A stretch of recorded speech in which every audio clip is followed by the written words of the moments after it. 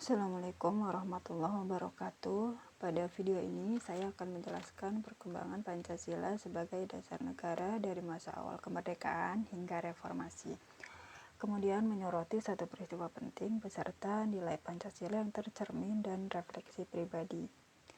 Setelah Indonesia merdeka pada tahun 1945, Pancasila ditetapkan sebagai dasar negara dalam pembukaan UUD 45. Namun pada 1949 hingga 1950, Indonesia berubah menjadi Republik Indonesia Serikat atau RIS karena tekanan Belanda pasca Konferensi Meja Bundar. Pada masa RIS, UUD sementara 1949 mulai berlaku, namun Pancasila tetap diakui sebagai sumber nilai dalam kehidupan bernegara. Kemudian pada 1950, Indonesia kembali menjadi negara kesatuan dan memasuki masa demokrasi liberal dengan UUDS 1950. Masa ini ditandai dengan pergantian kabinet yang sering terjadi sehingga stabilitas politik kurang terjaga. Untuk mengatasi kondisi ini, Presiden Soekarno mengeluarkan Dekret Presiden 5 Juli 1959 yang membubarkan Konstituante dan kembali memberlakukan UUD 1945.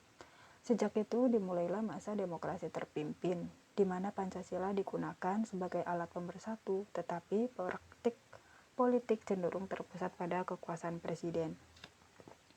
Setelah itu, pada 1966 dimulailah Orde Baru di bawah Presiden Soeharto. Pancasila ditekankan melalui berbagai program seperti P4 dan Asas Tunggal.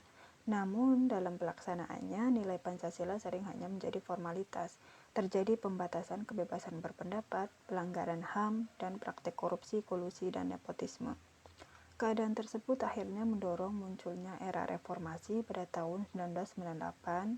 Krisis ekonomi, ketidakadilan, dan tuntutan rakyat memuncak melalui demonstrasi besar-besaran, hingga Presiden Soeharto mengundurkan diri. Inilah peristiwa penting yang saya pilih sebagai fokus. Dari peristiwa reformasi 98, nilai Pancasila yang tampak kuat adalah keadilan sosial serta kemanusiaan yang adil dan beradab. Ketika rakyat menolak penindasan dan menuntut pemerintah yang lebih bersih, adil, dan menghormati hak-hak warga negara.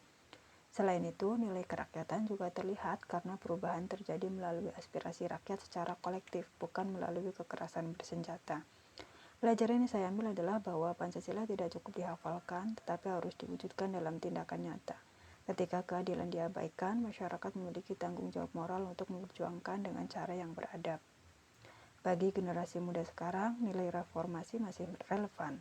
Kita bisa mengamalkan Pancasila dengan melawan korupsi, menjaga kebebasan berpendapat tanpa ujaran kebencian, serta membangun musyawarah dalam menyelesaikan perbedaan. Sehingga demokrasi berjalan tetapi tetap berlandaskan etika.